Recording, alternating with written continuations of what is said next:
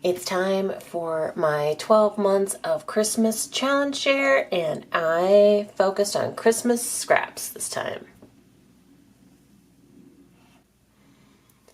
Hey, it's Beth. Welcome. It is time for my 12 months of Christmas challenge. This is just a challenge I have given myself for this year to work on Christmas items all throughout the year, so that when Christmas time, or for me, it's when my fall craft shows come, I have Christmas projects like already made up and I'm not rushing and trying to get those ready, for our fall show season. Also just to get some, cards and things made up as I go throughout the year as well. Kathy, who is Stampin' Cat over on Instagram, also does this challenge along with me. She is working on trying to get her Christmas cards done for this Christmas. So this month I focused on Christmas scraps.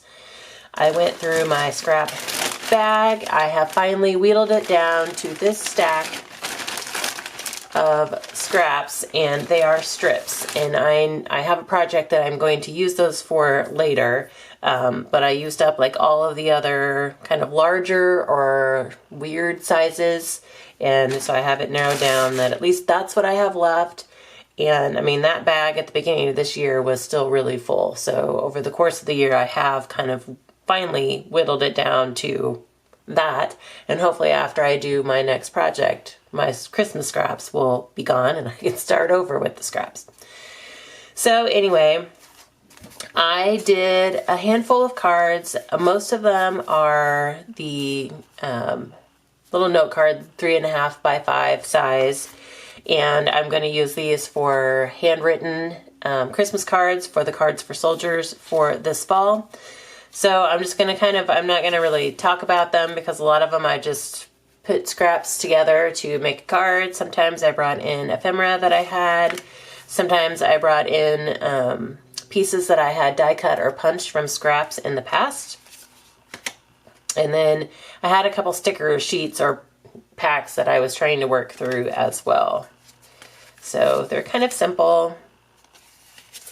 And then this one was actually a background that I had used a stencil and some stamp blendings on. It was a card base that I had done the stenciling on a long time ago, but then just wasn't really sure how to use it. So I went ahead and pulled it out and managed to use it up with some scraps too. And then I have a few hot cocoa pockets. So these are the little pockets that you can stick hot cocoa packets in, and I usually put in like a candy cane or a candy bar depending on what I can find at the time. And they are just like the business size envelopes that are sealed and then cut in half. And I decorate both sides and threw either a sentiment or an embellishment on of some kind. So I have 4 of these. And then these are little ornament gift card holders. And Letty from Party Planner Papery had given me this idea a while back. And I had some of these bases already made up that I had left over when I had tried out her project. And so I had some scraps that worked. And so I made 3 of these.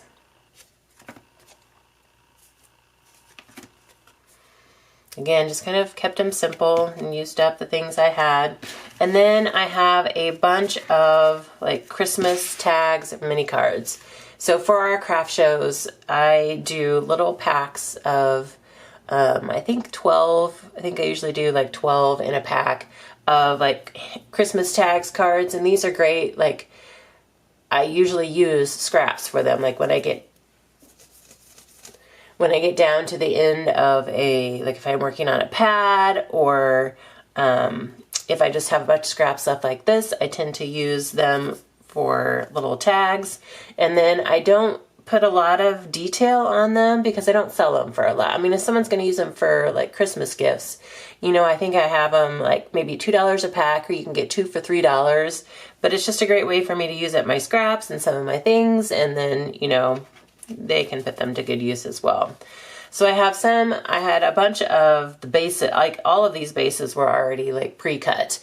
At one point I went through all of my scrap white cardstock and cut them down either to like make either a 3x3 size card. I think these might be these are like random sizes, but these are 2.5 by 2.5.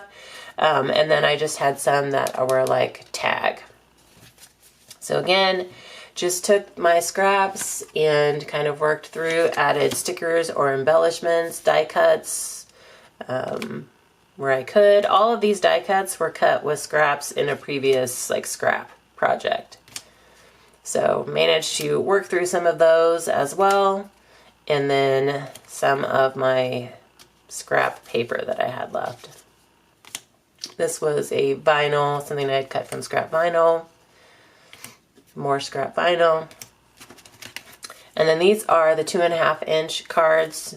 Some of them open from the side, some of them open from the top. I tried to mix it up, but piece together scraps. Sometimes, again, use stickers or my die cuts. And managed to get a lot of these made. So I usually will just like stick these in a little clear bag. The size varies depending on the size, but I'll like mix all the sizes together so that, you know, people get a good variety and they're not just getting the cards, you know, they're getting the tags and the cards. And then I'll usually like use scrap paper that I have at the time to make some little bag toppers as well. But again, I keep it fairly simple because I'm not selling them for very much. But these are just a great way to use up scraps and little bits that I have left over, and I usually end up making way more than I would ever be able to use on my own. So these are the random sizes, like these might be 2 3/4 square. But then I think these are like 2 by 3 or 2.5 by 3.